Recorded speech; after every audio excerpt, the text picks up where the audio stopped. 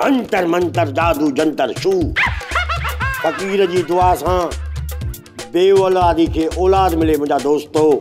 महबूब तव्हांजे कदमनि में हिक तावी सां IMF जो कर्ज लाहियो मुंहिंजा दोस्तो। अचो अचो फकीर खां सुठो सुठो दुआऊं वठो। दुआऊं भी त केड़ा हाल अथई फकीर साईं?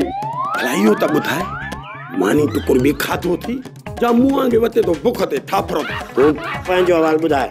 असांजो गैरत सां पेट भरियो पियो आहे। सुबुह सवेर वञी पेट खाली कंदुसि फकीर जी दुआ सां। फकीर साईं, मां त तव्हां खे वांदो आहियां। मुंहिंजो कहिड़ो सुवाल हूंदो? बसि हिकिड़ो ई सुवाल आहे, ते ॿुधी त तुंहिंजी महिरबानी। हिन फकीर वटि हर सवाल जो जवाब आहे बाबा, तूं पुछ।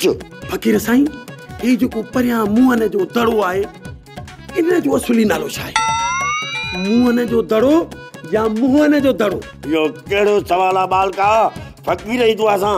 या सवाल त अञा ॾुखिया आहिनि, तोखे ठुफू कोन ईंदा। छा तोखे पंहिंजी ज़ाल मिली वई फकीर जी दुआ सां? छा पालियूं तुंहिंजे घर में ॿुहारो ॾेई रही आहे फकीर जी दुआ सां? न फकीर साईं, छो थो हिन दिलि जा सुतल सूर जाॻाए। अचायो मुंहिंजे सूरनि जी निंड फिटी पई न त मूंखे ॾाढो तंग कंदा। रोअ उन्हनि खे केरु परचाईंदो फकीर जे सुवाल सां? घुर असां खां। असां ॾियण वारा फकीर आहियूं बालका। वाह वाह, तोॾे हिकिड़ो 100 रुपया भला हिकिड़ी पूकड़ी हणी चा। ओ चरबत, पैसा त पाकिस्तान में न आहिनि, फकीर वटि किथां ईंदा? फकीर तावीज़ ॾींदो आहे। मां तोखे अहिड़ो तावीज़ लिखी आहे जो चोनी ऐं इहा पावली पाण में विड़ी विड़ी ढांका थी पवंदा।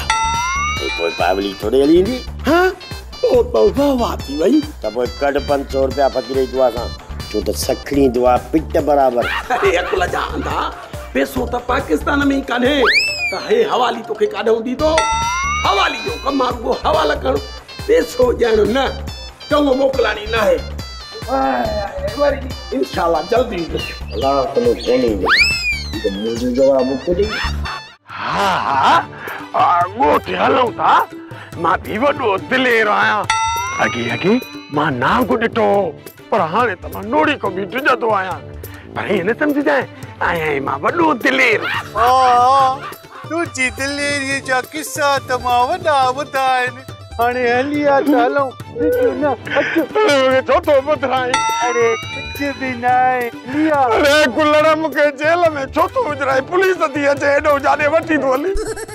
सोप सीरियल मश्करनि जो ॻोठु सीज़न 2 जा तमाम एपिसोड्स ॾिसो हाणे HD क्वालिटीअ में। विज़िट करियो असांजो YouTube channel Sindh TV HD drama.